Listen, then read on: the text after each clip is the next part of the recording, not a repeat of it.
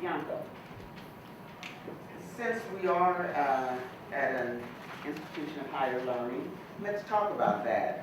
Let's turn the spotlight to access to higher education. We know that education can open doors.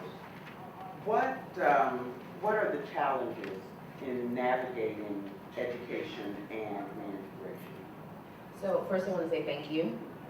I'm not sure if I can be heard, but my big mouth usually makes the microphone unnecessary. I have to start and begin by saying, by kind of setting where my brain is and how I'm kind of approaching it. And I approach all of this kind of thinking about this work from the vantage point that education is a good idea, right?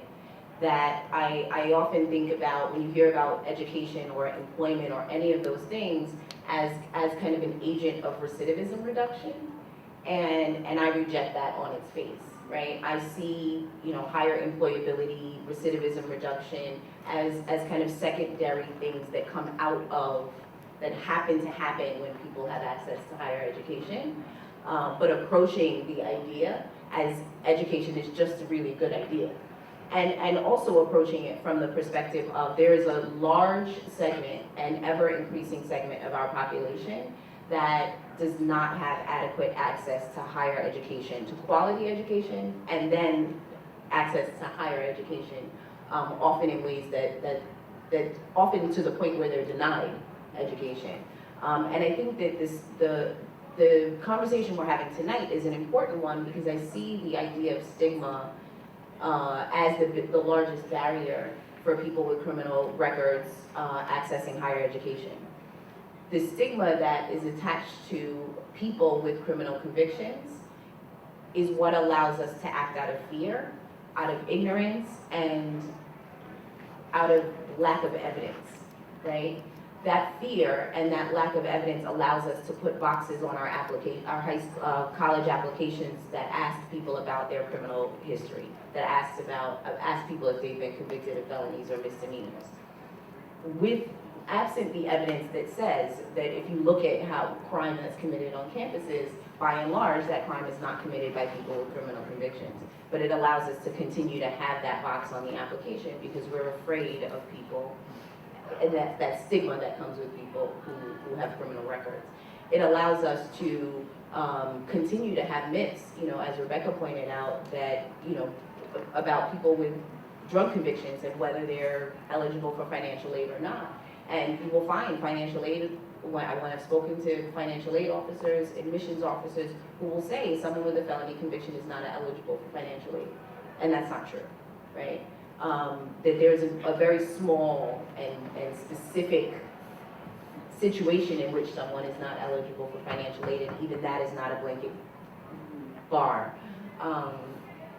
That really just kind of the stigma in and of itself allows us to just say no over and over and over again. And so the thing that I find really interesting is, in addition to all of these myths and barriers and bars and gatekeepers in the way, while people are navigating reentry and reintegration, as Professor Tompkins has defined it, that there are people who traverse all of those things and still find themselves in these seats, in these colleges. And if you ask me, everybody who's sitting in this room who's a CUNY student knows the bureaucracy and what it means to travel through CUNY. So imagine doing that while you also have to stand on that line that we saw Ronald standing on in the morning to go talk to your parole officer for half a day, right? While you're meeting with that parole officer and saying, I wanna enroll in CUNY, I wanna enroll in SUNY, and the parole officer says, that's not important. You need to go get a job, push this mop, right? And that conversation is happening at risk of you being re-incarcerated for non-compliance. If you don't follow that rule and push that mop and devalue the education that you're interested in. So there are individuals who are highly motivated, qualified, ready to go to college, who then have to travel through all of these kind of landmines to make it happen in a society that demands higher education. If you want to be saying anything more than would you like fries with that. So, I mean, to Professor Tompkins' point, you know, we're saying, we want you to be members of, productive members of society, yet we're continuing to put a stigma on you that then allows us to deny you all of these access, you know, the access to all of these opportunities to be a productive member of society. And I have to underscore that there's something fundamentally wrong with that. Thank you.